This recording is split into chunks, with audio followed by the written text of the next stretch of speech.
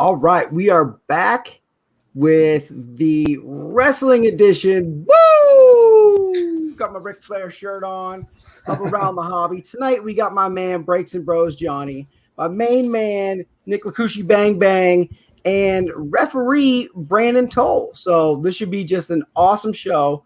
Super excited. Johnny came to me with the idea like, hey man, you haven't been into like this aspect of your show yet. You know, you got a whole bunch of people. Let's get some of my guys on. You know, it's going to be awesome. And, you know, it's going to be great. We got a huge following in wrestling and we never talk about it. It's like, absolutely, man, let's do it. So that's what we're doing here tonight. Johnny, we'll go ahead and start with you. Question one of the night is always, how are you? Who are you? What you collect? Why you're here? Tell us what's going on, Johnny. Well, first of all, how am I? I'm doing well. I'm burning in California. It's like 95 degrees right now at 6 o'clock. But started a collectibles account like a year ago with a couple of my buddies, and there's no really limit onto what I collect. I'm looking at my details right now, and I have baseball, basketball, WWE or wrestling, football, hockey. I have it all, so I collect it all. A huge wrestling fan. I've been a wrestling fan since I was 5 years old. Grew up in the Attitude Era, and I took a break for maybe like 10 years. Came back into watching it in 2015-ish, and still obsessed. That's awesome, man. I was telling you guys earlier, like I probably haven't watched wrestling since NWO, so I'm super excited to hear what you guys have to say. We'll go with Nick next and finish up with Brandon because I think Brandon might have a little more to talk about. So, Nick, go ahead, tell us who you are, what you collect, and what you're doing here tonight. What I'm doing here tonight is I got asked to fill in on a wrestling show, so I said, "Oh hell yeah!" I have been a collector my whole life, sports cards, figures, posters, blah, blah, blah. Been a wrestling fan since I was probably 10. I have always been a wrestling fan. Probably my fandom has gone up and down, but I've been a wrestling fan more consistently than I have been a sports card collector. And it's just kind of been a constant through my life. Now I keep up with the product still 100%. I don't watch it as much as I used to just because it doesn't interest me as much as it used to, which is a problem right now with the industry, I think. But anyways, I'm happy to be here and excited to talk about some wrestling. Awesome. I love it. Well, welcome, Nick, once again to the show. I think it's your third time being here. So, referee Brandon Toll, you might have some cool stories and some cool stuff. What do you do? What do you collect? Why you're here? Do you collect? I don't know. Tell us a little bit about yourself. Good evening, everybody. Thank you for having me. I am referee Brandon Toll from Impact Wrestling on Access TV every Thursday night. I am in the hobby. I do collect baseball and wrestling. I am the proud creator of Zebra Breaks, my own channel here on YouTube, youtube.com/Zebra Breaks. Got into the hobby. I collected a little bit as a kid, but in the past probably year and a half to 2 years, it's really kind of got back into it, especially through the pandemic, given the fact that have been off the road more, probably I haven't been off the road this much in my entire adult life, basically. So it allowed me to really deep dive, started my channel and everything like that. So I'm knee deep in both baseball and wrestling. And I actually, as of this week, picked up a part-time gig at an LCS store near where I live. So happy to be here. Happy to talk both the hobby and the industry. So I've been doing it since I was 18. I've been with Impact since November of 2017. That's awesome. That's awesome. Very cool. Yeah, I've got a Hulk Hogan wrestling buddy and a Macho Man action figure and an Alexis Bliss autograph card. That's my wrestling collection. I loved it growing up. NWO was probably the last time I really watched religiously. I chat with Nick about it every once in a while. My kids started liking it. His kids kind of started liking it. So, it gives us something to talk about. So we'll thank you guys for being here. We'll jump right into the questions. And Johnny, we'll start with you on the first one because you wrote this question. I was having a little trouble. Like I said, I don't watch a bunch of wrestling, so I'm kind of a noob here. So Johnny helped me out with this because this was his putting together. So with other promotions gaining momentum, will WWE lose its 20+ year reign as the top wrestling promotion? What are your thoughts? Honestly, I think it will. Just the way they're going, some of their stuff is really, really just carny. One of the last pay-per-views they had it's called a lumberjack. Oh, well, what I think it's happened, I think they had like a lumberjack match, which is basically two guys wrestle, and there's a bunch of other wrestlers surrounding the ring. Someone gets thrown out, they get beat up. Well, somehow zombies were involved in this, and like I grew up in the Attitude Era, so you've seen some weird stuff in the Attitude Era. But zombies, for me, I just think the way creative is going, you have AEW now that's really gained momentum in the last year. Impact Wrestling, I'm a huge Impact guy, but Johnny got muted. I forgot to tell you guys, after 30-40 seconds, I give you the countdown and then you get muted. But hey, we got his answer out of him. He thinks they're going down. Referee Brandon Toll, we'll go with you next. What other promotions, with other promotions gaining momentum, will WWE lose its 20-year reign? What do you think? What are your thoughts? No. They, when you look at it from a business sense, they're getting over $1 billion a year for their content. So it's game over at that point. No one will ever beat WWE because that is the revenue source that they have coming in. What companies like Impact, AEW are doing is we're different flavors of ice cream. There doesn't have to be one flavor for everyone.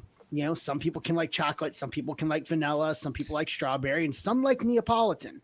So there's room in the space, there's room in the business for everybody, regardless of what you like. It doesn't have to feel like it's a turf war. But no, they are number one. They are getting so much money on their content, whether it's the network, the Peacock deal, the TV rights, whatever it is. You know, it's game over at that point. And that's where companies like us are going to succeed, is being different. Just snuck in underneath the banner there. Then I start trying to talk while I mute myself. So that's always fun.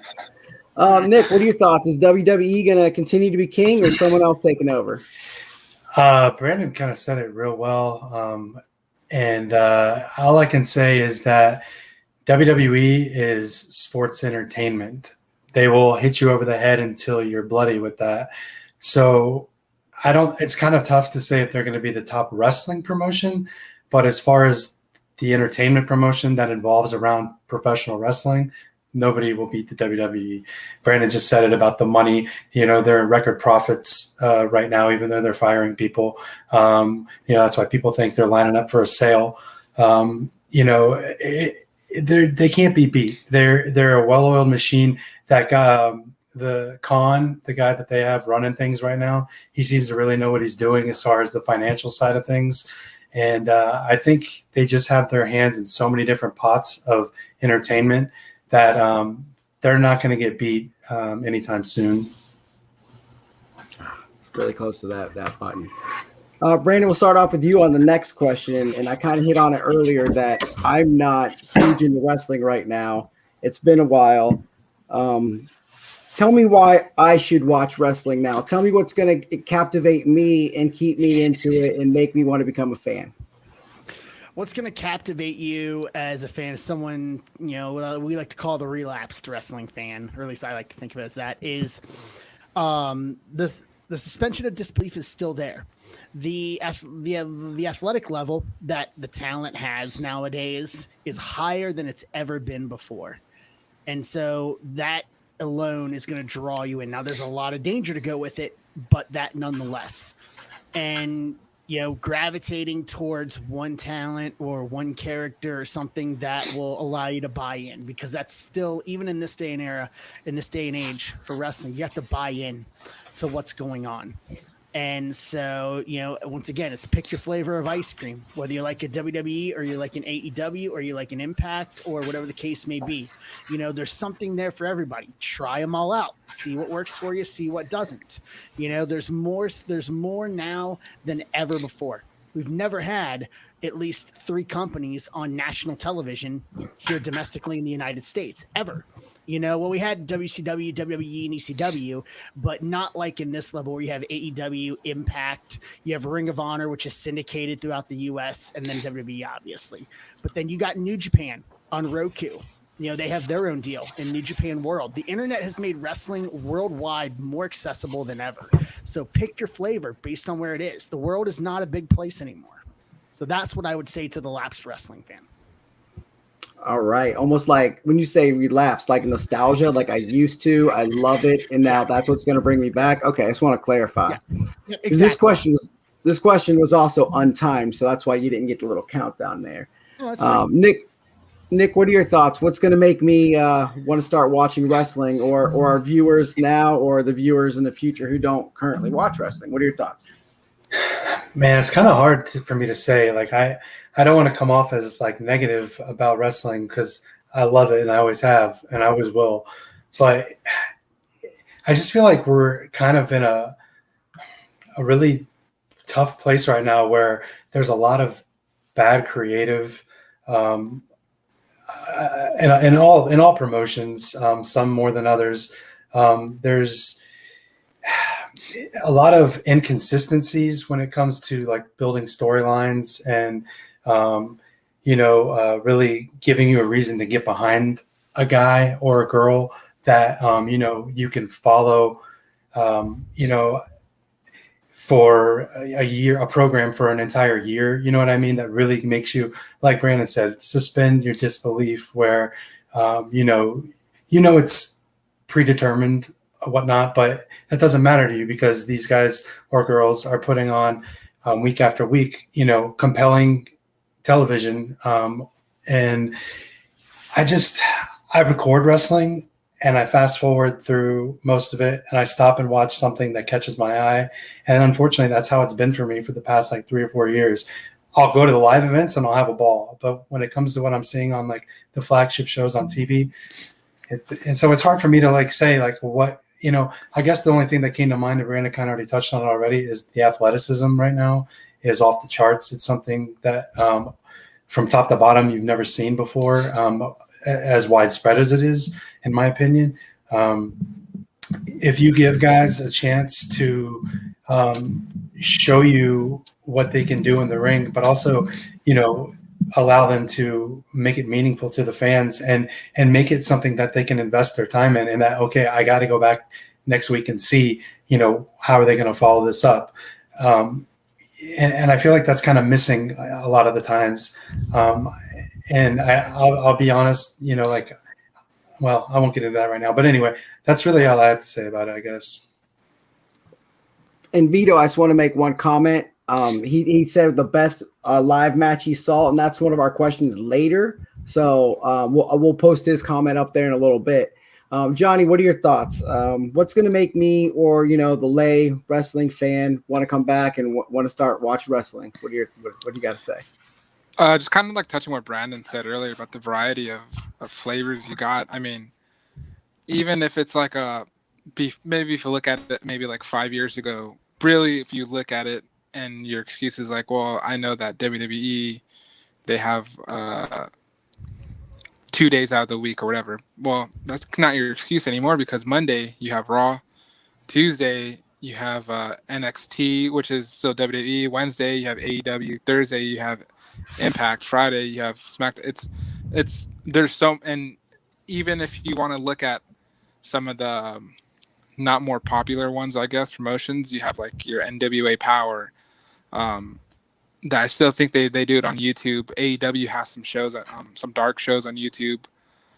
New Japan Strong, there's just so much wrestling, and it doesn't matter if you want entertainment wrestling. Okay, you could get your WWE. If you want like actual good wrestling, you could go here. If you grew up watching the old school NWA, I know maybe like 2 years ago, I went through a little wormhole of watching some of the old NWA stuff, and I loved it. Like it was like, even though it seemed kind of quote unquote boring, like I loved just watching it, and that's what got me into watching NWA Power. And so I think if someone were to ask me like, why should I get into wrestling, and I would simply say because there's so much to fit what your personal liking is. Like it doesn't matter what you could throw out. Oh well, I like more of this than that. I like more technicality than entertainment. I could guarantee I could show you the best direction to go. So I mean, to me, that's the question I would give that person. Awesome, great answers by everybody. We'll move into like a little bit of the collecting aspect, because I've seen some awesome wrestling cards. And Nick, I know you got some from Eloy that were like part of a ring and like a part of a ladder, I believe. So some I've seen are a mat, a piece of a chair, a piece of a ladder, or some lipstick kisses from the wrestling females. What is the most sought after relic, and what do you think is the most unique piece you've seen? Nick, go ahead and answer this. Go ahead with this one. Yeah, my daughter kind of got into wrestling, and she really likes Rhea Ripley, and we started a good little collection for her with Rhea's first cards coming out last year, and got her autographs and stuff. But yeah, we did get some cool relics. I can't remember what the one of you guys might be able to tell me the set was that came out, the encased cards with pieces of ladder, pieces of chairs, stuff like that. Those are really cool. I think the most sought after cards right now, I know ones are the Vince McMahon Transcendent autographed cards. Those things are really hard to find, and they go for a pretty penny. I would love to have one. And then, of course, you already mentioned it, the Kiss cards. Let's face it, like 90% of the card collectible, the clientele is men, and they like those female wrestling cards, and the Kiss cards are really desirable. I think I saw a Charlotte Flair one, when number 1 of 5 from this past April sold for like $1,000 on eBay. A piece of cardboard with Charlotte's kiss on it. It's not my cup of tea, but some people really like those a lot. So I know the Vince McMahon card right now is like the holy grail. The Kiss cards, though, maybe the holy grail for others. My favorite card that I have right now is last year in the Topps Chrome, I pulled a Pat Patterson Superfractor out of a fat pack. So, and then he passed away like 2 weeks later. So that was really cool. All right, Johnny, what do you think? What's the coolest relic you've seen in a card, and what do you think is the most desirable to have? So, because I think those go kind of opposite. Like, hey, I'd really like to see a piece of a mat, but I think people want the Kiss card. Yeah, the matte ones are pretty cool. The only thing, they have like the matte relics, and they have them. They're not like, like the Jersey relics are like smaller squares. From what I've seen, some of the matte ones are a little bit bigger, and they'll sign them, and they come out a little bit sloppy. The signatures come out a little weird. But as Nick was saying, the ladder relic, I think that was, I want to say 2019 fully loaded, by Topps, I think. Yeah. But I think so. I'm part of a Facebook group by two wrestlers, Matt Cardona and Brian Myers, and they did a live. Brandon knows Major Brothers. Yeah, the Major Brothers. They did a card break. Yeah, the Major Wrestling Figure Podcast. They did a card break, and someone pulled it was a redemption card from it was a cut auto of the Macho Man. And so I think those cut autos, those could be more desirable. The matte relics are cool. The ladder relics are cool, but I think kind of just like baseball too, those cut autos for sure of, especially wrestlers who are deceased, your Roddy Pipers, Macho Man, Ultimate Warrior. I think those are going to probably be the more desirable ones. Yeah, Macho Man's from Columbus, so he's a big deal around here. Everybody loves him. Brandon, what are your thoughts? What's the coolest relic to have in your opinion, and what's the most desirable? Well, I'm gonna have a different view of it because being in the business, but I mean, I think that anything we can put into a card is gonna be cool. Whether it's the mat, whether it's the ladder, whether it's a turnbuckle pad. I mean, there's only so many things, obviously. Yeah, or even a ring skirt for that matter too. There's only so many things we can put into a relic. For me though, I am for me in mind. I have to agree. I go heavy into the vintage. So for me, when Brian told me that they had pulled one of those Savage cut autos, I just literally my jaw hit the floor. And I know there were cut autos Eddie Guerrero in Transcendent last year, as well as part of Transcendent. So for me, I'm in the vintage end of things. A lot of the junk wax stuff still has some value, but I've gone and got some ones like 1991 from Italy, WWF cards. I'm going back into the 85 set and starting to try to grab some 85 stuff for my PC. So for me, it's going to be in the vintage end of things, which is going to be better, at least from my end of things. But nowadays, I mean, we can put any number of things in a card. You know what I mean? It's not just the auto. So I think from a collector standpoint, for the retail collecting public, wrestling has so many more options to be able to do more dual stuff. Not just auto mat, but like auto skirt, auto turnbuckle, auto ladder. I think going into those duals and triples, I think is really, in my opinion, should be the next wave, because that's something that football, baseball, that the other major sports cannot do. You can only get a jersey auto, or a baseball, or you can get a baseball or a patch auto, an RPA, or anything like that. Whereas wrestling has so many other options that you can go into those those double and triple relics in auto, or a double relic auto. Like there's so many other avenues that I think Topps has not in the other cards too. Impact just came out with our first set and since 2013 last week. So we're just getting rolling again with it. But there's so many other avenues that we can go into that the wrestling industry or the wrestling segment of the hobby can separate itself from the other major sports. So if you had one card that could have 3 relics in it, what would be your 3 relics you would like to see in one card? I mean, the easy 3 are going to be skirt, mat, and buckle, because those are the 3 that are the most easily accessible. Ladders are only used on certain events. You know what I mean? So those would be the quick 3. And with a lot of companies that are using like skirts that are pay-per-view specific, like WWE, I know does that, the opportunities there for them to do so many variations of that within each of the individual pay-per-views. I mean, and I'll use Impact as an example. We have Impact Plus specials every month of different names. So there's different skirts there. There's skirts on our pay-per-views. There's skirts for TV, and we're always changing mats. Now, some of them can't be used, obviously, because of blood. So health and safety plays a part with it. But, I mean, if you want to go mat, skirt, buckle, you know what I mean? There's an easy triple relic that the other sports can't match, period. If I'm getting a 1-of-1, it's a WrestleMania 5 Hulk Hogan piece of his boot, piece of his do-rag, and a piece of his flag that he carried in. So that would be the one for me. That'd be awesome. Wow. I think it was 5 when he wrestled Macho Man, and they came in on the little trolleys. I'm not really sure the exact number. You've got you multiple. So 5 was Savage in Hogan in Atlantic City, but the trolley was just a scissors lift that they used, and they used that at 3 and 6 at the Silver Dome and at Sky Dome in Toronto. So it was just a scissors lift that they just draped blue fabric over, and then used the same rope that they used for the ropes to create the rope look on the scissors lift. So Brandon's dropping the Anna Arrow knowledge bombs on me tonight, huh?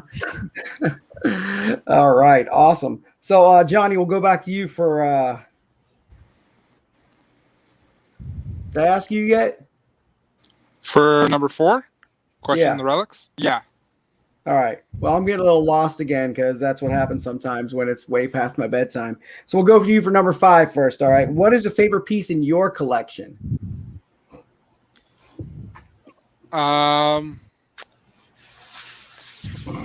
So, like I said, it's not for me. It's not just cards; it's the actual action figures too. And I have it's a Titantron for the wrestling figures. And my mom got me when I was 6 years old, and I still have it to this day. It still works, and it's in my display case behind all my wrestling figures. So it may not be like the most expensive things, but I guess sentimental wise, it's something my mom got me when I was 6 years, so 22 years ago, and I still have it, and it's in my display.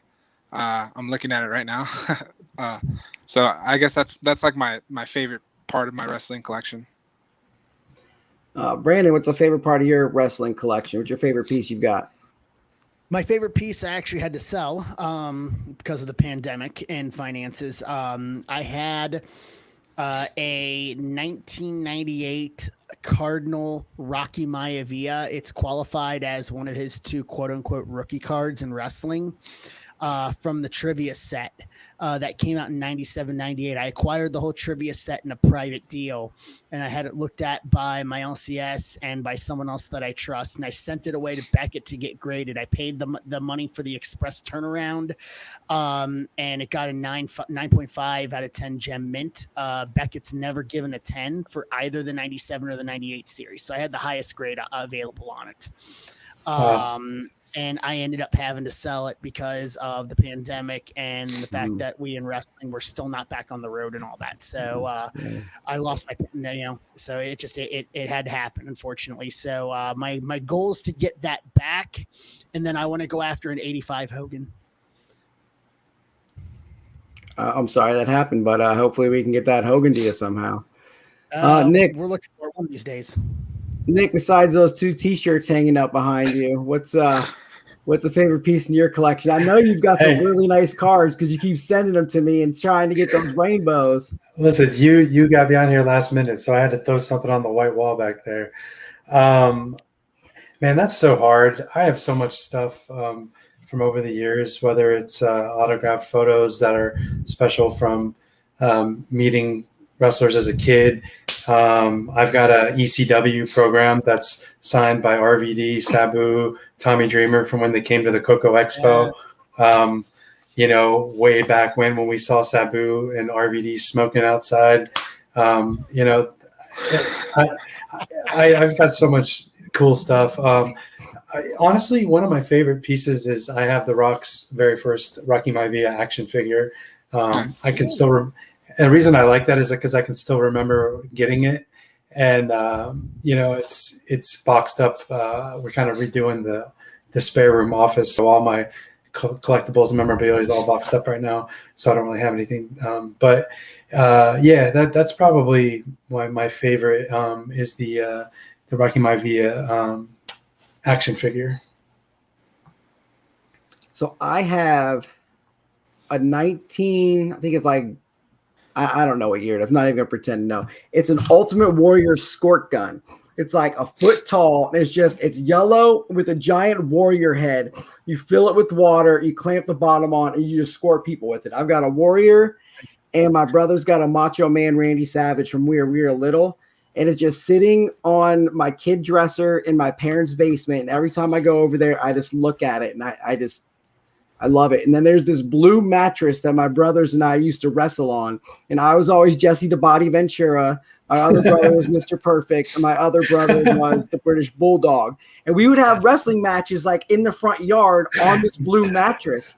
And I swear to God, like this mattress from 1988 is in my parents' basement, like against the wall, because it's like, oh, that was your wrestling ring when you were 6, and I can't throw that away. That has so many memories, and like it probably has my blood on it somewhere. Like it's gross, but I don't go over there often in the back room. But I saw that like 2 weekends ago. I was looking for fishing poles to take my kids, and I saw that, and it just flooded the memories of literally like wrestling with my 2 older brothers on a mattress in the front yard. Like it was awesome, man.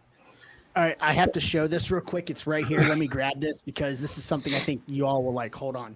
I had some stuff in my basement I was going through last week. Hold on. Yeah, I was gonna say this question isn't fair for him. I'm sure he's got some cool stuff. Dude, yeah, and he knows a lot too. I think he's from Ohio too. I'm not sure.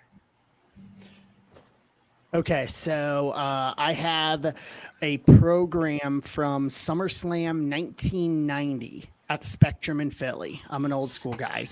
But more importantly, and I'm going to have to get it authenticated at some point, but I remember where I got it, but it is signed. I got it signed by Bobby Heenan. Oh, that's Nice. awesome. Brain. That's cool. That's right. Like, I just realized I actually had this right next to me in a folder. Nice. There it is. He's the RBD. That's right. So I'll have to There's share one- this. So I've been fortunate enough to work at the arena in Philly many times over the years, and we did an Impact Television taping in Philly, and I ended up refereeing RVD versus Tommy Dreamer in the arena in Philly, and that was about awesome. as ECW as I could get at that point. I was like, That's okay, awesome. yeah, that brings back a ton of memories there. What's Johnny showing? Jake the Snake. Jake the Snake. Jake Otto there. Yeah. That's the only thing I have that's autographed, wrestling. That's awesome. I wish my brother Kevin was watching. He's like the funniest guy I know, and he loves wrestling. One time he was on, I think it was with Johnny. He kept trying to be that like dude was Ric weird. Flair and stuff. I think No, he was on kept the trying to be like show. Undertaker. He was in the Yeah, dark, and that's then he'll it. come back out. He was hilarious. He wants me to do that on my show with Claire. Just all of a sudden on Sunday, get him all the lights, have my son Cooper come in the background, and that's all right. We'll move on to the next segment. It's the buy sale segment, and just for continuity, we're going to go each question, Johnny, Nick, and then Brandon. Looking for about 10-second answers. You know, are you buying or are you selling? Just like on the show. So, Johnny, we'll start with you. Buy or sell? Merging bigger promotions with smaller is good for the landscape of wrestling. I don't think permanently. I think if like little like special shows here and there, I think it'd be cool. Expose those wrestlers that maybe aren't as known. So I'm gonna go buy. All right, Nick, buying or selling? Merging bigger promotions with smaller is good. If you're saying merging, I'm going to sell. I don't think we want to merge all the companies together. I think the more places there are for the guys to work, the girls to work, the better. But I do think borrowing talent or doing programs together like Impact and AEW does bring something to the table that is entertaining to the fans that they don't usually get to see. And it's kind of like a breath of fresh air in some instances. So I'm all for that. But I don't think, look what happened when WWE absorbed WCW, ECW, and got watered down to what it is now. So, Brandon, what are your thoughts? Merging big and small, is that good or bad? Buying or selling? I'm neutral, leaning towards selling. It's kind of a hit or miss, and I have some personal experience with this. I worked for a company called Evolve Wrestling for 8.5 years. 7.5 of it as the head referee. Evolve was bought out by WWE last year during the pandemic. So, in one sense, it was good for that company in terms of a lot of their roster ended up getting signed. But I'm selling in terms of the sense of like an Impact, AEW, or companies like that be merging in with WWE. We need more places to work. I have to agree with Nick. The more places there are to work, the better there are. But under certain parameters and certain situations where it continues to give guys jobs, like the Evolve situation, I'm buying in that aspect. So I have to say I'm neutral, leaning to selling. It just depends on the situation. It's not a cookie cutter answer, unfortunately. good point. Awesome. And I do got to mention my brother Kevin just popped up in the comments, so he is watching. So I better bring my A game tonight. All right, Johnny, we buying or selling? I Am a Real American is the most iconic entrance song of all time. I don't know. I don't want to seem like I'm playing favoritism, but once you hear the glass break, I think it's all over. I think it doesn't matter where you're at. If you're at a restaurant and someone drops a glass, you're looking for Stone Cold coming out of nowhere. Nick, what are your thoughts on I Am a Real American? Man, it is iconic, and there's something about it. I don't think it has what it used to, but there was a time when you heard that beat hit and it was awesome. Can't beat the glass breaking though. Stone Cold, it's classic. I also think you have to talk about DX. Their music is, something that was just huge. It still is because it's like a good rock song. And The Ultimate Warrior. I mean, that music, dude, when you heard that hit, I mean, you've seen that meme online of the guys going after the guy in the store, and it's classic. But I would say either Real American or Stone Cold, The Glass Shatters. I mean, hands down. All right, Brandon, what are your thoughts on Real American, the most iconic song? I'm buying it in terms of the sense that if under the term of iconic. Now, that's not discarding the other generations, like both Nick and Johnny said. One of the things that music was designed to do is you're supposed to know who the wrestler is within the first one or two beats. So like Hogan's theme or the Warriors theme or the Rock If You Smell or Stone Cold, you hear the glass break, or John Cena, whatever it is. That's exactly what it's designed to do. So it's iconic in the sense that it's lasted through time because he had such an impact on the business. So I'm buying it in that aspect, but it's hard to use that, say, iconic as a coverall, because from what all three of us have talked about, it's done exactly what it's designed to do. It remembers who the wrestler is. It builds that anticipation, so it's done exactly what it's intended to do. And that's what theme music for wrestlers is designed to do. So I'm buying it in that sense. Iconic is a hard term to use because that's so subjective. True. I mean, Wolf, NWO. On the wolf pack, you might end up in a body bag. Exactly, or Voodoo Child. Well, let's take Hogan. You had Real American, but Voodoo Child by Jimi Hendrix as his theme song as a heel with the NWO in the 90s. That's just as iconic, I would think. It puts it in that same level as Real American because it's Jimi Hendrix.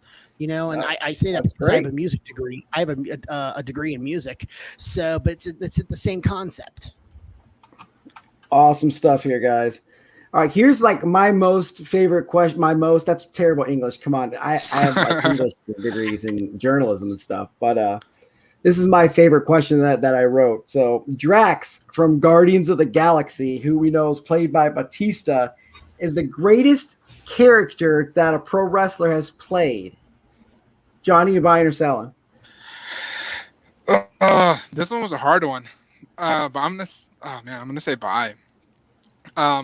Because I don't know. I mean, you look. He has. I believe he has an action figure now as Drax, but he's memorable. Drax is. He might not be like the main character in Guardians of the Galaxy, but I think he's kind of like a memorable one just for his comedic style he brings. This one was a hard one, but I'll say buy just because I think Batista's played it well. I mean, he's had both Guardians movie. I think the third one's supposed to be his last one, and then the Avengers movies he was in. So I'll say buy. All right, Nick, you buying or selling on Drax? All I have to say is I have come here to chew bubblegum and kick ass, and I am all out of bubblegum. Roddy Piper and They Live. Greatest wrestling character in a movie ever. Batista has been great as Drax. I'm not taking anything away from him. And there's been, Hogan was off the charts as the nanny. But, I'm going to go with Piper and They Live. All right, Brandon, round us out. What are your thoughts on Drax being the best character with a pro wrestler? I'm selling on that. He's great as comedic relief for Guardians, no doubt. It just works for him. But I'm going back to Hulk Hogan in Suburban Commando. I'm going back to Hulk Hogan in No Holds Barred. I mean, The Rock is the Scorpion King in the Mummy trilogy.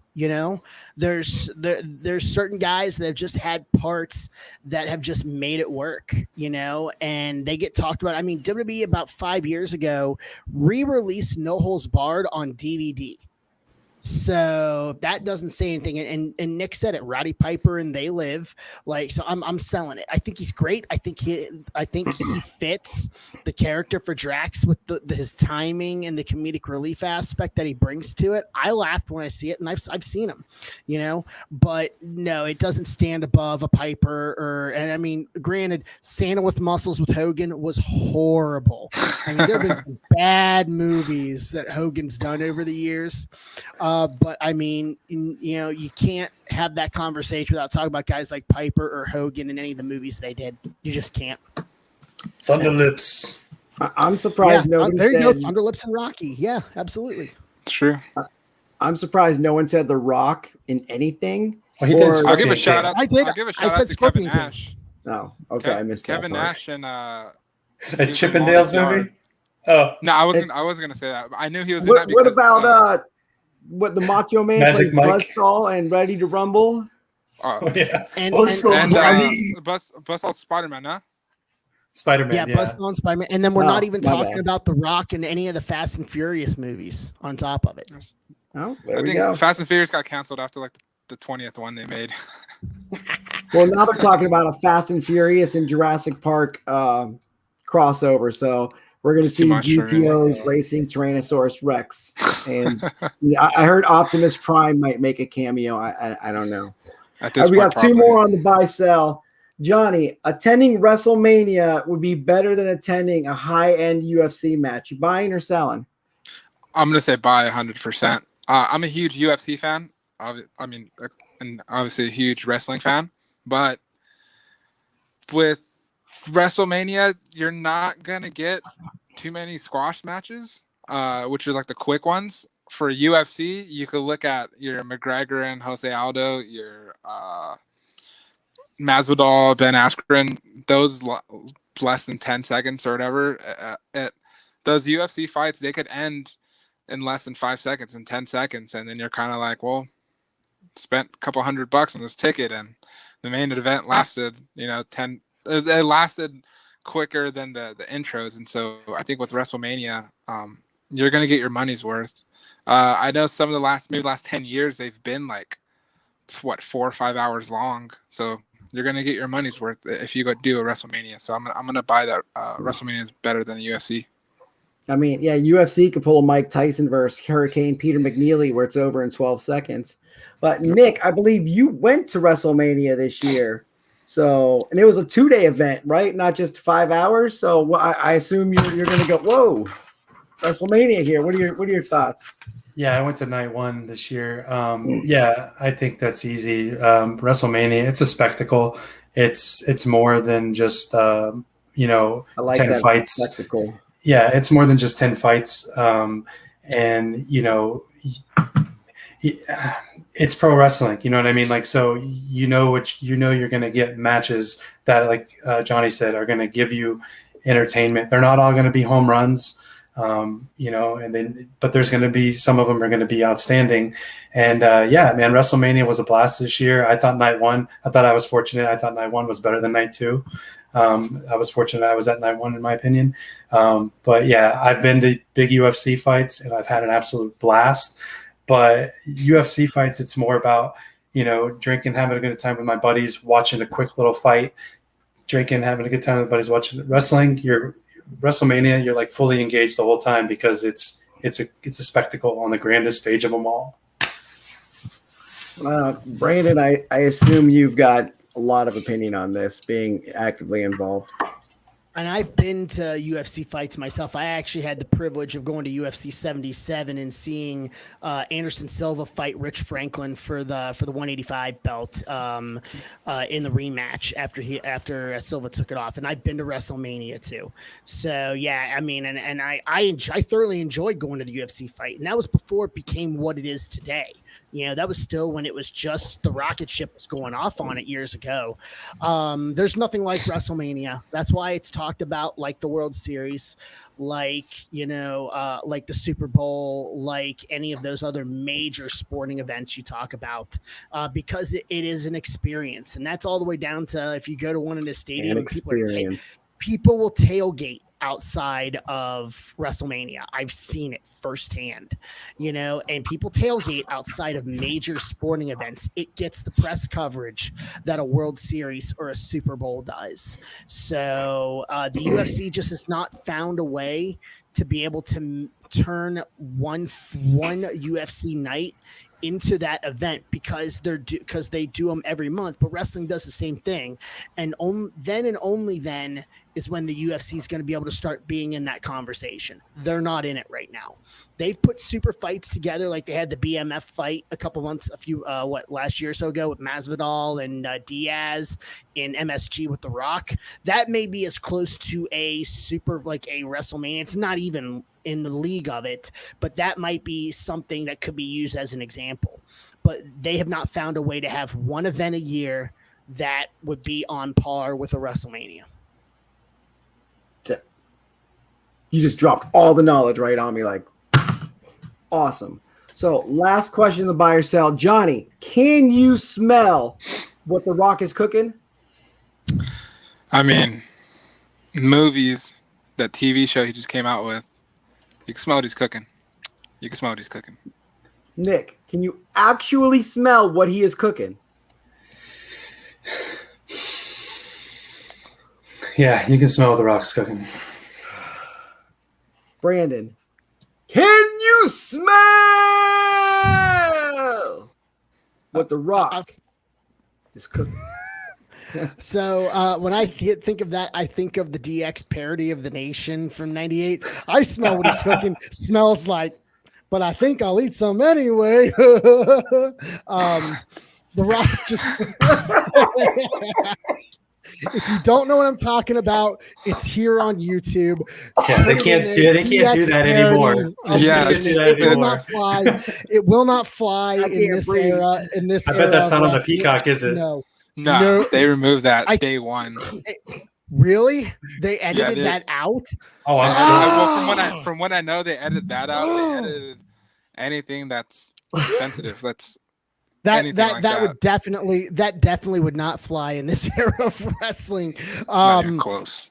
But yeah, we all smell The Rock. The Rock is just transcended, whether it's Terramana or whether it's his Under Armour line. Like, we all smell what he's cooking, and everything he's cooking smells like money. Smells like money. That's the way to put it right there. All right, one question that I have decided to add since talking to all of you. Johnny, you were talking about how they've got product almost every single day of the week. I'm almost feeling there's a wrestling oversaturation. Now, each one of you say that it's good for wrestling because they're different companies, different this, different that. You know, NFL started Thursday night football, then Sunday night, Sunday day, Monday night. Now we've got Saturday games. It's almost like, okay, no one wants to see Jacksonville and Tennessee playing in London at 9 a.m. on a Sunday. Like, who's waking up for that? Is wrestling oversaturated with all this? I assume you're going to think it's a good thing because you talked earlier how you like the different directions that each company goes. My takeaway from it is, there's too much. If they just had Monday night, you'd have all 5 days of people watching Monday instead of it being spread out over 5 days of people watching. What are your thoughts on that? Give me all the wrestling. Just give me all the wrestling.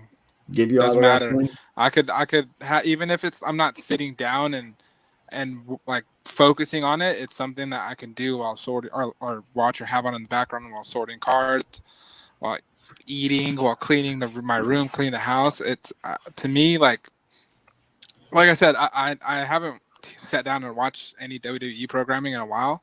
AEW, they have some programming on YouTube that it's like their dark matches, and dude, I got super into that while I'm just maybe eating or doing whatever. So I think the more maybe if it's too much by promotion, yeah, but like we're getting just WWE, AEW, TNA, NWA, New Japan. Yeah, it's just everything is refreshing with what you get with each program. Okay, Brandon, what are your thoughts? Do you like seeing a new program every night, or would you rather see less? Do you think wrestling is oversaturated with events right now? No, it's not oversaturated, in my opinion. Once again, like I said earlier, flavors of ice cream, you know what I mean? And, there's enough to where people are going and actively, if you look at the ratings, they're watching every night, regardless of what the product is. They're just watching it.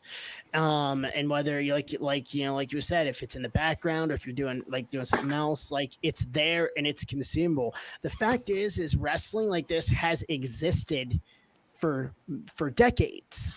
but it's only because of the advent and the advancement of technology that it's made it to a platform to where there's something every night. Because if you want to go back before television, you had the territories, and the territories were running every day of the week, twice on Sunday, with live events. So if you were that much into a promotion, if you want to go world class or Mid-South or Championship Wrestling from Florida, Georgia, the Crockett's, whatever, you could literally go on the road, take a week of vacation and travel. I mean, it was all within like a 300-mile radius of a major city, and you could see a show every night of the week. It's just now all been brought to the forefront because of technology, to where it is now at our fingertips regardless. So no, I don't think it is an oversaturation. I think it's great, because for those wrestling fans that really want to watch wrestling every night of the week and feel like there's something missing on a night that it didn't air on, you now have it. Whether you can go back and watch a Dark episode or Dark Elevation, or you can watch Impact, or you can go on to any of the streaming content services and go back and watch old pay-per-views. You don't have to put a tape in or a DVD in anymore. It's all at our fingertips. So this has all existed for decades at this point. It's now at the forefront because of technology. So bring it on. Awesome. That's a great answer. Nick, what are your thoughts? Oversaturated or give me more wrestling? I mean, I don't think it's oversaturated. I think one of the reasons you have so many options and you have it so many different nights now is because it was, like you said, all consolidated to one night, Monday night, when WWE bought everything, and they pretty much were dominating Monday and Thursday, or SmackDown would switch every now and then. And look what happened. The ratings just steadily went down, down, down. Now, as Brandon said, we're living in a different time now. People view things differently. I don't hold a lot of stock in the ratings that you see like you used to. I think it's clear that there's not as many people that watch wrestling as maybe used to 20 years ago, but maybe there are, and they just watch different things and don't watch everything. I don't know, but I don't think too many options is a bad thing, especially if you're like I said earlier in the show, giving guys and gals jobs and places to work and hone their craft in front of fans. And, that's what the DVR is for, or you're streaming online. You can watch it at your leisure nowadays. So, I don't think it's oversaturated at all. And it is really great to listen, because I completely changed my mind, because it sounds like what you guys are saying is each night they're putting out a quality product. There's no Jacksonville versus Tennessee at 9:00 in the morning that no one's watching. Quality is subjective. Well, they're putting out a product that people want to watch. How is that better? People, yeah. Because nobody wants to watch Jacksonville and Tennessee play in London at 9 a.m. Or Thursday night, you got the Jets and the Dolphins. Like, okay, you'll watch because you're a Dolphins fan, but like, unless you're a gambler, why are you tuning in? Jacksonville and Tennessee may end up being real good teams this year. Yeah, I think I'm going historically on divisional teams that have sucked for a while. And the fact of the matter is I mean, we can't talk ill about Jacksonville considering that it's owned by Sadiq Khan, who his son Tony Khan is the owner of AEW on TNT. Okay, let's say we can't awesome. talk ill about Jacksonville. We can't talk ill about Jacksonville. All right, suck it, Jacksonville. All right, Nick, what is your favorite match of all time? That's like asking, like when you hear a pro wrestler get asked that, or Jim Ross get asked that, and they're like, it's like asking me to pick my favorite kid or something. I actually Jackson, right? I'm just kidding. I know, but sorry, I said his name. There's actually three that came to. There were three that came to mind instantly. And the two that I thought of first were Shawn Michaels versus Bret Hart, the Iron Man match at WrestleMania 12. And then the next year at WrestleMania 13, Bret Hart versus Stone Cold in the I Quit match. And I think the reason those are my favorite is not only because they were outstanding wrestling matches and they told outstanding stories. And I was a Shawn Michaels guy. Like, he was my favorite wrestler. But it was the age I was at where I was completely lost in those matches. And I remember the Iron Man match ending, and then it had to restart, and it was awesome. And then the finish of the I Quit match with Bret Hart and Stone Cold is iconic. That picture of Stone Cold with the blood dripping down his face and then passing out, and Shamrock having to stop the match, and those two are just my all-time favorite. But right up there with them, and if you've ever watched it, you know why I say it, is Hogan Rock WrestleMania 18, because that was a match where you watched one guy come in as a heel and one guy come in as a face, and the fans completely turned that on its ass. And I remember that one. And I've never watched a match like that where the fans were so engaged the whole entire match, and you could see the wrestlers, the Rock and Austin and Hogan in there, just they knew it. They knew that they had him in the palm of their hands, and to see Hogan be able to do what he did at that age, and the Rock carry him, and I love that match. So those are my three. I know I gave you yes for one, but those are my three favorite all time.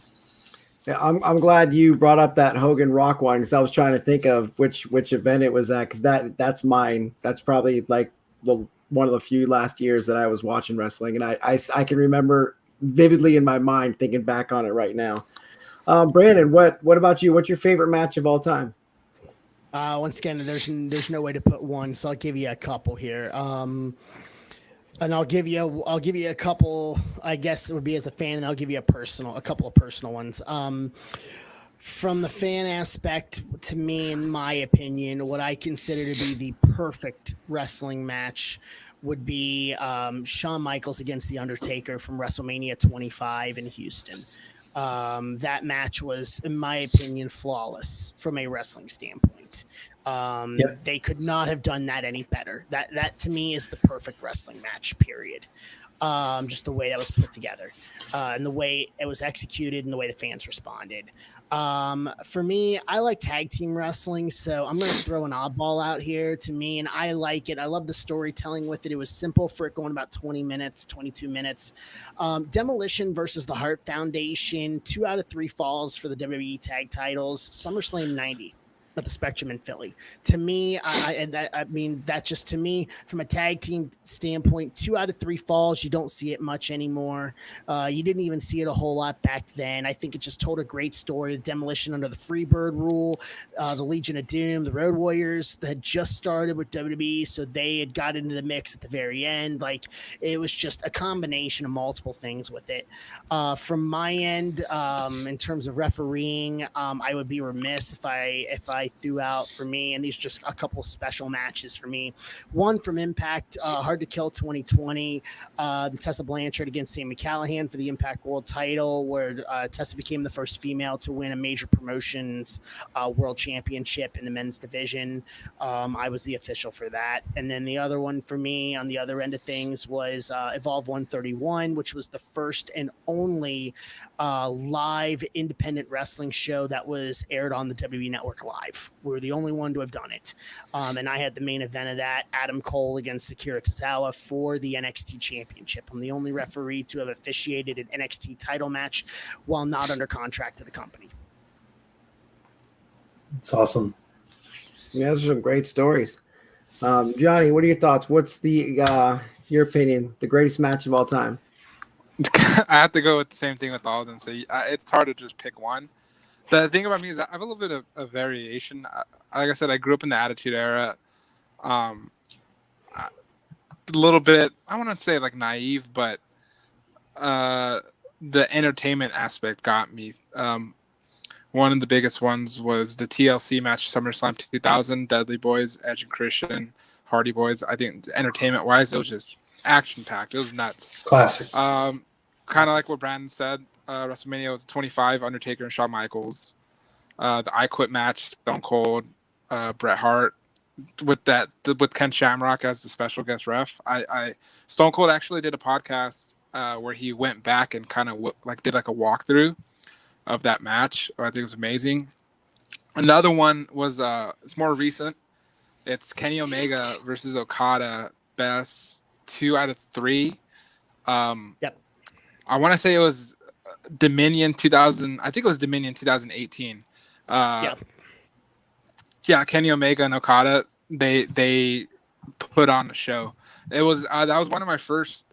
That's New Japan Wrestling. That's not WWE or AEW. It was New Japan at the time, and that was kind of one of my first exposure to New Japan, and I was like floored. I'm like, dude, these guys are going at it. It was, I believe, it was over an hour long match, and Yeah, it was like 70 minutes, yeah, somewhere around the yeah. 70-minute mark.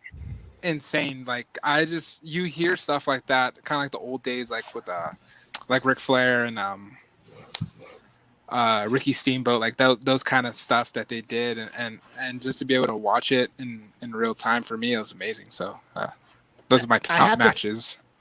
I have to throw this match in here. I know probably the three of us would think of this, but I have to throw it here because it's really one of the first matches I think that really set the bar for WrestleMania. Macho Man Randy Savage against Ricky Steamboat at WrestleMania 3 for the Intercontinental Championship. I think we can all three agree in terms of the opinion of that match until we got to the later years, like the WrestleMania 25 or the 12 or whatever. That one really started the concept of stealing the show. So I would be remiss if that match did not at least get a mention from either one of the three of us. Yeah, agree. Awesome stuff here. This is great. I think I'm gonna go Google YouTube greatest wrestling matches of all time. I know my brother and my dad still watch it together and like Facebook or FaceTime each other, so I might have to join them after this. I think you guys sold me. But who had the Brandon? We'll start with you on this question. We got two questions left because we're running super long tonight. Because this is just it's so entertaining to me. I can't mute you guys because I'm learning so much. Because like I said many times, I'm not really into wrestling anymore, but I think I'm becoming. Who had the best celebrity appearance on the show or in a match? Brandon. Oof.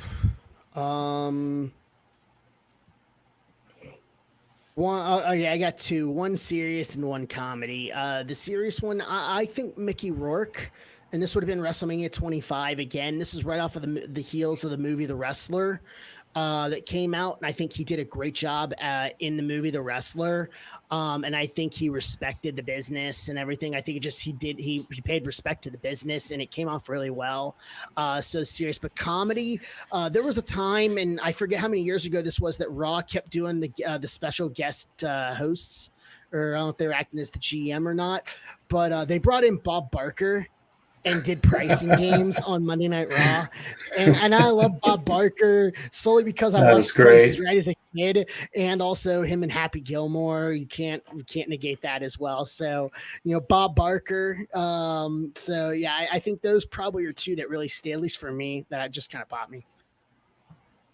All right, Johnny, what are your thoughts? What's the best celebrity appearance on the show or in a match?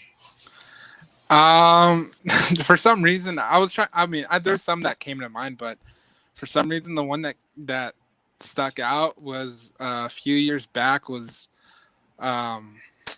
Steve-O and Chris Pontius.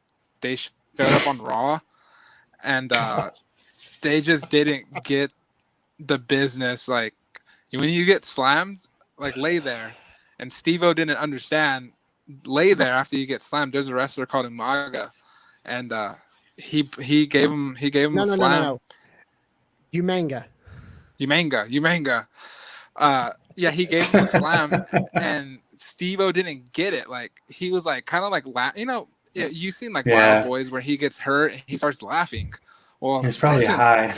Yeah, I think he was probably high, and that didn't go well with Umaga or Umanga.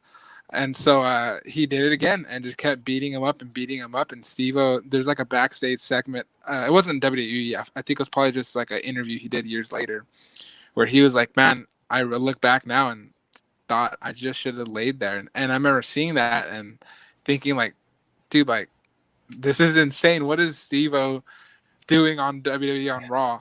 Other than that, like in recent years, you guys probably, obviously you guys are familiar with them, but the Ball family, when Raw was at Staples Center, and LeVar Ball, LaMelo, and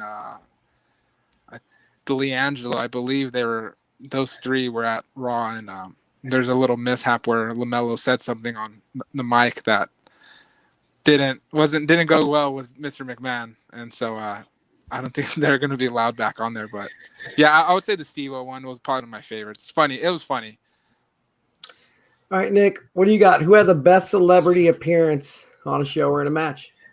In a match, we just saw it a few months ago. Bad Bunny, Yes. dude, Yes. he was unbelievable. I was like just blown away. I was so glad I got to be there in person to see that. You could tell he took it seriously, and everything you've heard about it. I mean, when you've got guys like Randy Orton and Undertaker talking about how much they appreciate how seriously he took it and the respect, that's a huge deal. I mean, so I think hands down, Bad Bunny. I mean, there's some things in the past like Mr. T and stuff like that, but I think Bad Bunny in a match was just outstanding. On a show, not necessarily involved in the match as a wrestler, you got to say Mike Tyson. Tyson and Austin, that was the catalyst of Stone Cold Steve Austin becoming the biggest thing in the world. And as a kid, in my naivety, I didn't see the turn coming when Tyson turned on DX and ripped off that shirt and had the Stone Cold shirt on, and I lost my mind.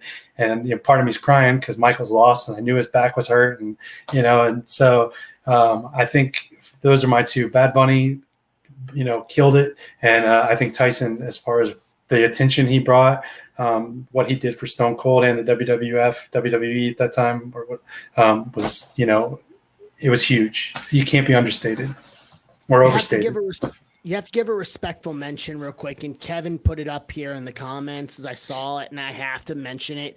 David Arquette, he did obviously Ready to Rumble, but most people don't know he actually, like in the past probably 3 years, trained and actually did some matches on the independents, and was part of a movie or documentary he was shooting about it, but he took it seriously. And actually did really well with it. So I'd be remiss if we didn't mention that as well, since we talked about Bad Bunny and guys that took it seriously in terms of trying to be able to learn and do it properly. Yeah, 100% agree with both of them with Bad Bunny and David Arquette. David Arquette literally almost died. Nick Cage. Nick I'm Cage. I'm going to go with Dennis Rodman because he just disappeared in the middle of the NBA playoffs. And all of a sudden, Scottie Pippen's like watching TV and he's like, the f- is going on here? Like, why is Dennis Rodman not in Utah right now? We got game 7 tomorrow. And then he just shows up in Utah an hour before the game because he's out there with the NWO. Like, I don't know. To me, that was just like an iconic moment because the Bulls didn't know he was there, like in the middle of the NBA playoffs. There's a good little short documentary on the WWE Network. It's like, I think it was Rodzilla, and it goes talks about the Karl Malone and Dennis Rodman when they did their little stints, and that's pretty cool. I just watched what I saw on the Jordan documentary about it, so I thought that was cool. All right, we're going to finish up with the last question, which I think is great. You've seen so many wrestlers go from good to bad, bad to good to bad to good again. But how does a wrestler's persona transfer over to their marketability, and collectability? Like, what makes someone marketable, collectible, likable? Johnny, we'll start with you first.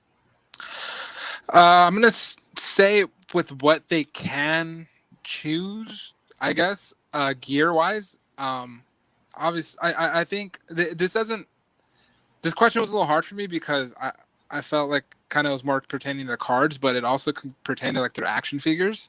The wrestlers, they could change up their gear, their deco and all that, and get like an eye from Mattel or whoever makes the action figures and like, hey, like that will look pretty cool, and so let's make an action figure this way, or that's a pretty cool shot. For like tops, okay, let's put their card with they have this deco in it, and it looks good if we do it with this parallel, orange parallel, this and that. So I think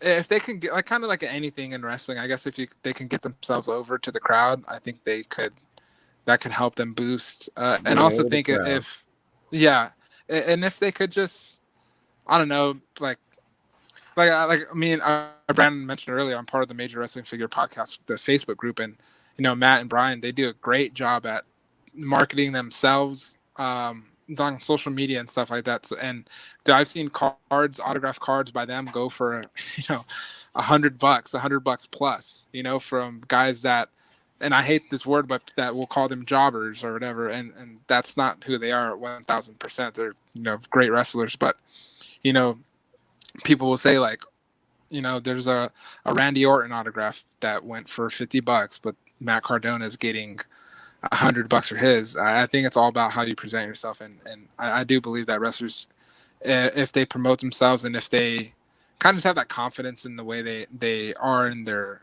interviews, backstages, whatever, their promos, I think that could for sure help them out a lot in the hobby.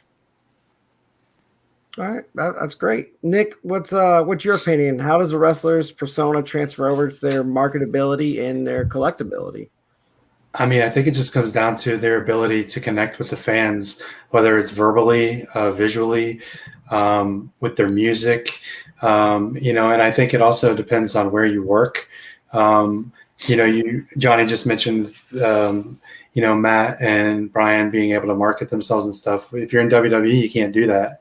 They shut down your Twitch and all your other avenues you have of streaming and stuff like that. I mean, dude, look at Matt. Look what he did with the Z True Long Island story. He was ahead of the curve. He was before his time. I was so into that, woo, woo, woo, it. Like, I mean, he got himself over, and WWE didn't like that, and because they didn't think of it. And, but I think it comes down to, you have to have a look, I think, in some regards. But if you can talk, or even you don't even have to talk. If look at Aleister Black. Like, I know he just got released, but like his presentation, like his music, the way he rose up and came to the ring, and the fans sing the song Shinsuke Nakamura, I can't wait to be in an arena again and sing Shinsuke's song. You know what I mean? So it's just about how they can connect with the fans, verbally, visually. And I think the people outside of WWE, though they don't have the mass appeal as far as all the different avenues WWE can reach, they have a lot more freedom and flexibility to put it on themselves. And like you said, Matt can get an autographed card of himself for $100 when, a Randy Orton card, like you said, can sell for $50. So, more power to him. Awesome stuff here. Brandon, you might have more insight, being on the inside than the rest of us. Why I left you for last. I thought you might have the most to talk about. That Nick comes up with stuff I've never even heard of before. And Johnny's just all over the place with his knowledge and his information, just teaching me, taking me to school. So round us out, Brandon. How does a persona transfer over to marketability and collectability? What makes people likable? If you can relate to an audience, and I think Nick said it best, if you can get over with an audience, there's definitely going to be, obviously you look at, and he mentioned it, Tommy End or Aleister Black, as he was called, Charlotte, is over. I also think there's some scarcity, and if you want to go into the hobby specifically, I think scarcity helps that as well. We talked about it earlier. Vince's autos is probably one of the most sought after autos out there because they don't exist much. Like Transcendent this year, and I know this because my LCS hopefully is going to get a case of Transcendent, and we're going to do a case break of it on release day. And Vince's auto, I think, is in it again this year. So I think scarcity has to play into that as well. Like Brock Lesnar, guys like The Rock who don't sign ever. You know what I mean? So I think scarcity plays into it. So I think it's a combination of character and scarcity. And even for guys that may not have many autos in that, you never know how that's going to work over time. And I think we've learned that from as people are delving into the vintage end of the hobby now. When you go back into like the 82 or the 83 All-Star series, or guys that are getting the old BBM stuff from Japan, who are getting all those old, the NWA Wanderama series, the tops 85, 87, you know, that are, I think there's a guy that's actually somehow getting Hogan, like that's paying to get Hogan to sign a bunch of those cards, those 85 and 82 cards. And it blows my mind. But it's creating that, it just shows that there is a flat scarcity out there. So I think just because they may not be relatable, or the fans may not think that they're as over, if you want to say that term, as other talent may be, I think scarcity in the long run will play just as much of an impact towards that, because towards your diehard collectors and your collectors within the hobby, scarcity means just as much. And we're seeing that now as the hobby has exploded in about the past 18 months, where guys are going back and finding those old trivia sets from 97 and 98, or they're getting those 82, 83 All-Star series. You know, people paying hundreds of dollars for a rack pack of Topps 85 WWF, or hundreds of dollars for the 98 WCW series for Topps, you know? So scarcity, I think, is more of a long-term play than a short-term play. Short-term will be your popularity, or if fans think if you're, well, I hate to use the term over, but if you have a big, broader fan base, per se, but that's also hard to judge as well, because I mean, Leaf does that wrestling series every year, and they get guys that just don't exist anywhere, like Okada and Omega, and a lot of legends that don't do stuff in the WWE series that Topps releases out. So scarcity, there's scarcity right there in that aspect. So, I mean, it's really hard to say. Obviously, your big names on TV, your Romans, like, you know what I mean? Stuff like that in your WWE sets.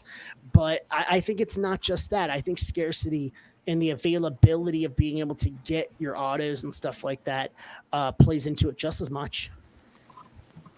That's great. It's just like, you know, baseball cards, you got numbered cards now instead of the junk wax era. Something that I thought about, just as, you know, not huge into wrestling, is you love the person or you hate the person.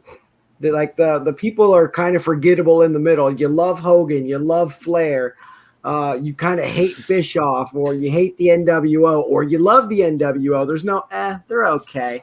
So I think that's what makes people marketable, is you have like the fan base. Like there's a comment where, you know, Hogan comes back to babyface and they booed The Rock relentlessly. The Rock is still the most marketable person in WWE like history, probably. So I think that plays a lot into it. I think there's a little bit of a difference here, and I think, and I say that because of, if you look at what Hogan's 85 is going for, or even his 82 or 83, I forget which year it is, one of the two, that All-Star set that are autoed, and especially because Hogan's the way Hogan is perceived by the general public now over the past, let's call it 7 to 10 years, has changed dramatically because of some of the things that have happened in his personal life that have become public. But nonetheless, even that aside, there is still a market, at least within the hobby, for those autoed cards or those 85 cards. And it's so scarce, and that goes down to the scarcity fact too. So you as a fan may not love someone, or you may love someone, you may hate someone, but if there's a scarcity of it from a hobby standpoint, that still creates your market. Absolutely. Yeah, that's perfect there. So that wraps up our show today. Johnny, thank you so much, Nick and Brandon, for being here. It's time to declare a winner.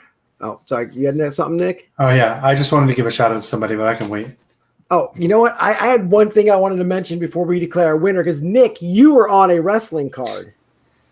Yeah, well, I'm in the background, yeah. Nick is in the background of a wrestling card. Can you tell us the story real quick before we jump off? Oh, it was just this last year's NXT set.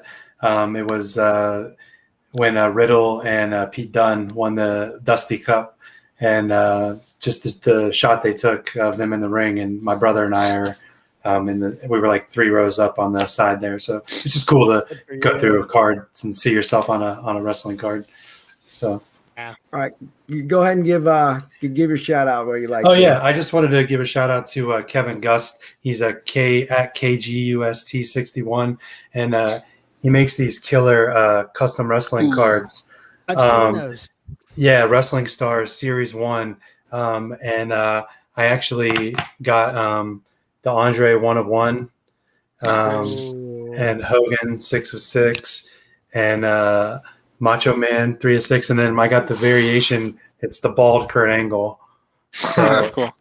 yeah, they're really, really sick. Cards are kind of like that 1951 Topps look.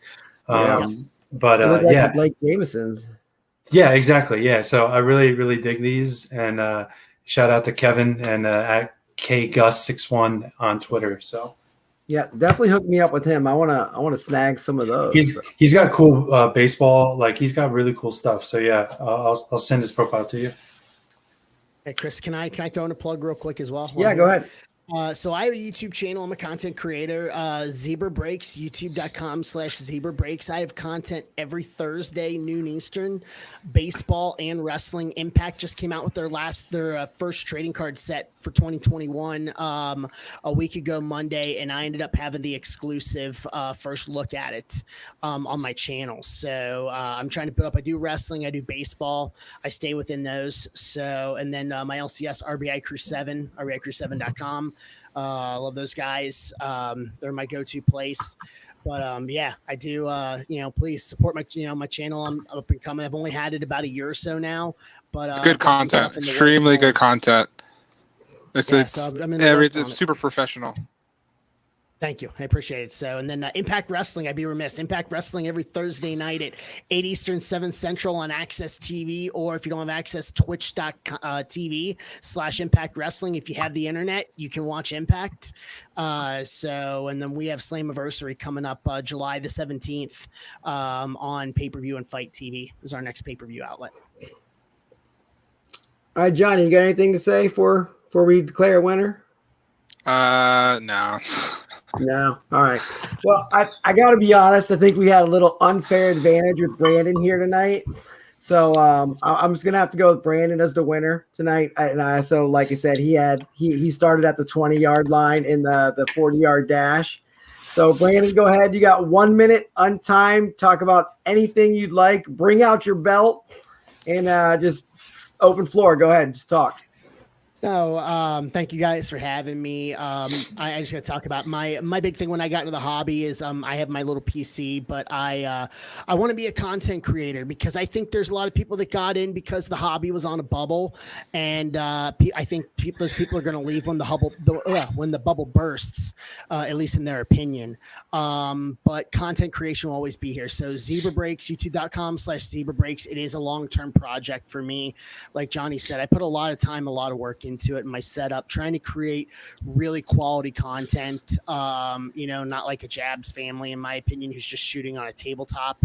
I really put the work in it. So youtube.com/Zebra Breaks, please share and spread the word.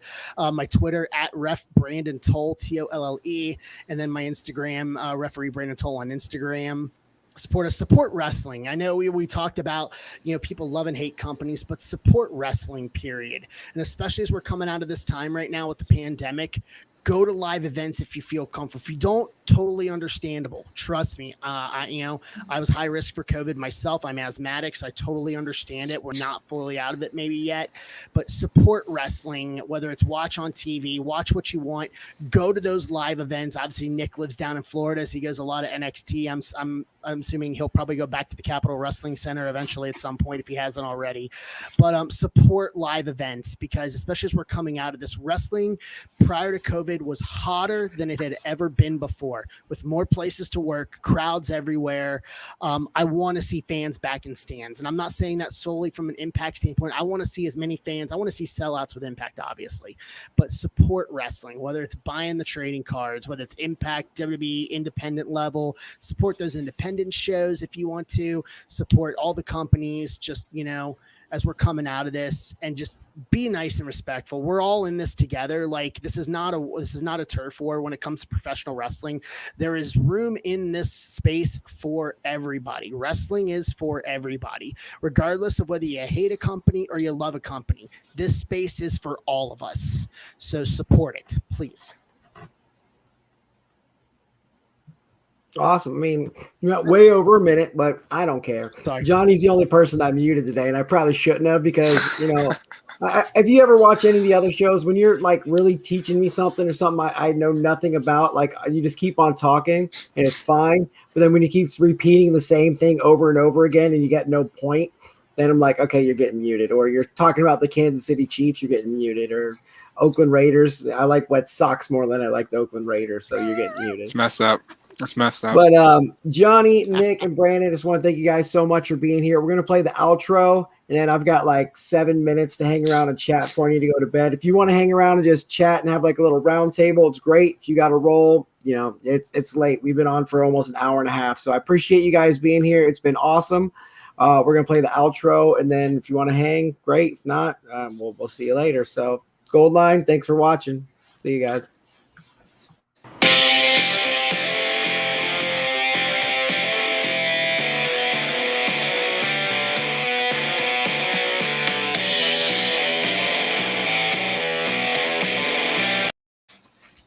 And remember, we still are live. And I really love that intro and outro. Nick Alicious33, if you don't follow him, he's awesome. He's my buddy. He made all these for me. And that's me in my Roger Clemens Texas jersey with when cool. K-Dub put together the Movember, we all grew mustaches. And so that was like then we all got like our baseball pictures to take pictures to put them like on a card. Like Johnny's got his Breaks and Bros card that I still don't know where it's at, because one time I'm gonna have you on, I'm gonna have it on here. So I thought that was cool. But hey Brandon, did Johnny said you might live in Ohio? Is that true? Actually, I was born and raised in Cincinnati, so OH. I'm in Westerville, a northern suburb of Columbus. So Yeah. I was just home a couple of weeks ago. I'm an FC Cincinnati fan. I'm a Reds fan. Reds. You know, I live in suburban St. Louis now, and so I'm a huge Blues fan in the NHL. Just because we didn't have NHL hockey in Cincinnati, but Cincinnati is still home, is home, like skyline, everything about it. So you know, born and raised in the 513. So yeah, we go to opening day every year, and then we're going down June 26th for the Braves game, taking my wife and kids. It's gonna be great. Yeah, I went to a game, the Cardinals and the Reds at Busch Stadium back in April, like third week of the season, when they still had like caps on the number of people and all that. And it was fantastic. Like it felt so nice to get back to a live baseball game for the first time in like 2.5 years. So it just, so much fun. So much fun. Yeah, they had like 9,000 people at opening day. It was kind of strange. And I was in DC over the weekend, went to a Nationals game, and they had the most people they've had all year, and it was like 48% full. And they have full capacity now there, but people didn't show up. But it was really nice to see people were respecting your distance. If you had a mask, you had a mask. If you didn't, you didn't. But people still respected each other, you know, maintained space away from each other. So it was nice to go to, and I can't wait to go to another one. Wait a minute. I've got a question. So I just saw in the back of your screen, are those Hulk Hogan foam fingers in the back of your screen there, Chris? Back by the door? By the American flag. What is that? Oh, they are Denver Broncos foam fingers. Oh, okay, never mind. They looked like, just from my guess, maybe my coloration of my screen, they look like Hulk Hogan foam fingers. I was like, they do. They look like really orange. They're orange. I'm sure I've got a Hogan foam finger somewhere, because like I've got ripped T-shirts places. I've got action figures. I mean, they're probably all in my parents' basement, because I moved out during when I was loving wrestling, and my mom keeps everything. So I'm sure like none of it's in this house anywhere. You know, I could have found it if I didn't have this egg situation to take care of, you know, for the last hour right before this. And I'm like searching around trying to find Johnny's card on my table somewhere. So I can finally show it. I spent like 5 hours cleaning up my table. I donated a bunch of cards. My LCS does a charity donation for kids. So I took like 3 medium-sized priority mail boxes to them today for their charity. And then so I was going through trying to clean up. Like I got some here because I have some. I'm going to get them graded eventually once PSA reopens, depending on it. But like I've got a bunch of the like the classic 90 cards and stuff like that. Oh, that's awesome. Where's my Andre? I got an Andre one here. I got the classic 90 Andre. That's gonna go in. That's nice. So I got a big stack of them. I'm gonna go in for PC. So, but yeah. So the We got that Rocky card was just a shot in the dark. Like it looked in such good condition that I was willing to roll the dice to pay the Beckett. I think at that point was still charging like 125 for that's like their express level comparative to PSA, and I got it back in a week. So, Nice. but I ended up to put it in numbers. I don't care. I ended up selling it for $2,500 Whoa! as a 9.5. Yeah, they take that express seriously. I got a Bobby Witt superfractor that I did that same thing, and I got it. I think they received it on Tuesday, and it was mailed out back to me on Friday. Like it was quick, straight up. And Nick, I don't know if you collect. Are you a trout collector? I wouldn't call myself a trout collector, but I keep every trout I have. So I pulled this from Finest last week. It's the Masters. Oh, you got the red one. It's the red and gold Contisseroy. That's nice. Yeah. It's I looked at the pack odds. It's harder to pull than the parallel that's numbered to 5. The only thing harder to pull is the 1-to-1, the superfractor. I saw someone on Twitter today or yesterday asking people if they had any idea what the value of that would be. Yeah, that was me. Oh, okay. Yeah. It's weird. I saw that because I looked at it. Someone put the black and gold on eBay and sold the black and gold, which is like the most common one out of the parallels of that Finest Masters, and sold the black and gold Contisseroy for $1,750. What? Yes. I was like, they just set the market so high, you know. People go crazy for trout. Whoever pulls that superfractor is just going to be just like. Yeah, if I didn't have the situation was still not being back on the road like I was, I'd grade that thing. I'd grade it. Yeah. I'd send it away and get it graded. But I'm not a trout collector, but I got this purple Bowman Chrome Draft trout. Chrome Draft. Yeah. Oh. So purple refractor. I'm glad you guys are talking about this because that's kind of something I was trying to get into talking about when I said like the popularity of stuff. It's like, okay, like I'm not a trout collector or a Cunha, but I'm also going to keep all the cards that I pull. Same thing with like Hogan or Macho Man or The Rock. Like I'm not big collectors, but I'm going to keep all of them that I pull. You know, I've got meaningless, base everything, but I'm going to keep all the trouts that I have. That's kind of the point I was trying to make earlier. Yeah, like I have and I'm a little behind because I really only got serious in the past 18 months. So I had to go back a little bit and but I got lucky. And like I ended up pulling a bat down Acuna out of box 18 Series 2, and I got it graded and I got a PSA 9 on it. So I got one of those. I don't think I'll clear 8. Mine's beat up. Yeah. Mine's got a corner. Yeah. And I found out, hopefully I just looked, I got a PSA sub from August coming back next week, but my October one, hopefully I should get next month. I hope if they're going to get it done by July 1st, but I got 6 Tatis Chrome rookies that are coming back. They're not, I don't have the grades on them yet, but I'm just like, and this thing for me is like I'll give all my commons and stuff away, but I'm building it, like I'm back building a PC right now, so I'm going through and getting like one regular, one chrome of everybody basically just to build a PC. But like all these 18-19 rookies, man, Vlad, Acuna, Tatis, like it's hard to look at any of the rookies like from this year, like Baum, or even if Witt comes up and gets called up or Wander gets called up, they're all going to get overshadowed by the 18-19 rookies. Shohei, like the 4 of those guys right now are just dominating Major League Baseball.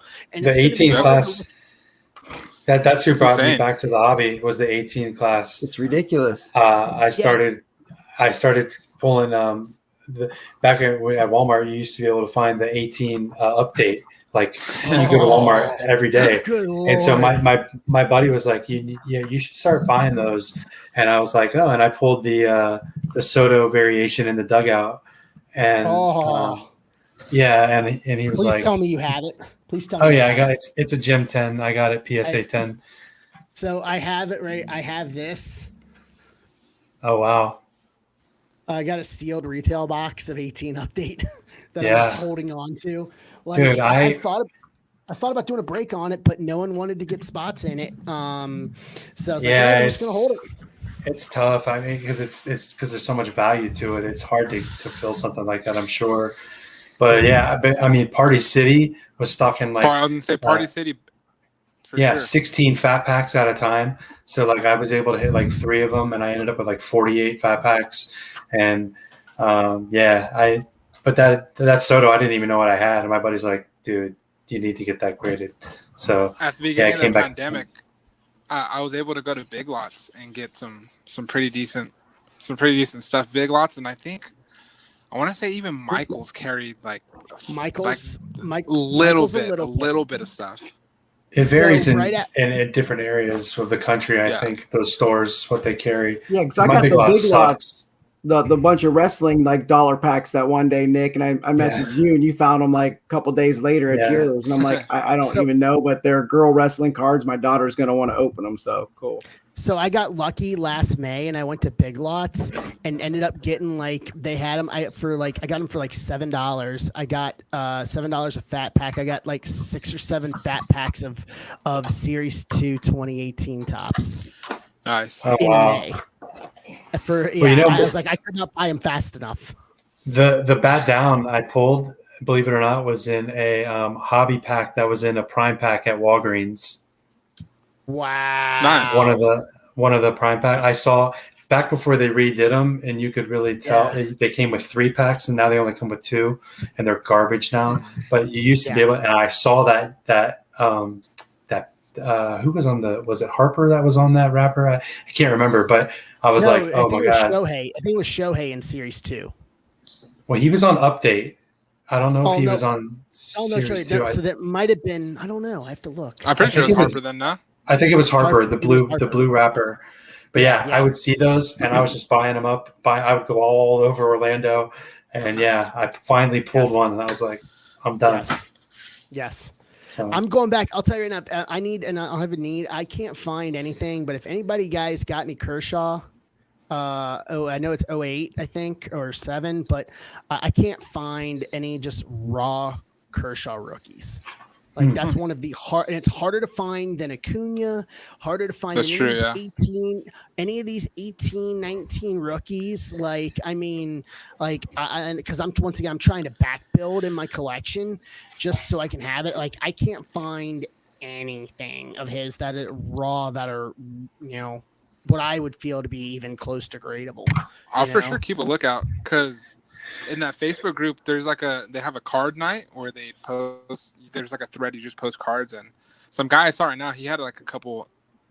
He had like a Walker Buehler, but I'll ask because he had a bunch of Dodger stuff, so I'll ask him to see what he has. Yeah, because that's one of the only holes I have left. I'm gonna head out, guys. It was dope talking to you guys. It was super fun.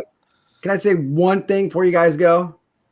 One. I got 30 seconds worth. You guys were talking about Acuna earlier. If you don't like, or I didn't mean to say that, the Shizzler, Sean, he's doing a fundraiser for one of his friends with cancer. And if you donate $10 to the GoFundMe page, you get entered into the raffle. And I'm actually doing the random giveaway for him Friday night. And an Acuna slab and a PSA 8 is one of the giveaway prizes. Very similar to what Employee 84 did last week. But he's not taking raffle numbers and stuff. There's 4 or 5 prizes that Sean's friends have donated. And I know the Acuna PSA, the Bat Down PSA 8 is one of them, and a whole bunch of other prizes. If you want to go see it, it's on Sean's Twitter. And you can donate with like PayPal or what? What? Just donate like with PayPal? Yeah. Just send him your proof of donation. Yeah, you screenshot your proof of donation to him, and he puts you on the spreadsheet. He shared the spreadsheet with me. I'm going to do the random Friday night for him, and then it's right to the GoFundMe page. So it's not like with the other one where the PayPal came to me, and Will was doing all that stuff. So I just wanted to say that real quick to you guys because you were talking about the Acuna. If anyone's interested, I mean, it's $10 to possibly win an 8, and it all goes to charity. So $10 for an 8 bat down's not bad. Yeah. So, all right. Well, everybody have a great night. And again, thank you so much for joining. 10:45 is my cutoff too. My kids are in sleep. I got to get up in like 7 hours. So thank you so much. Have a wonderful time tonight. Yeah, you too. Take care, guys. Have a good one. All right. See you guys. Bye-bye.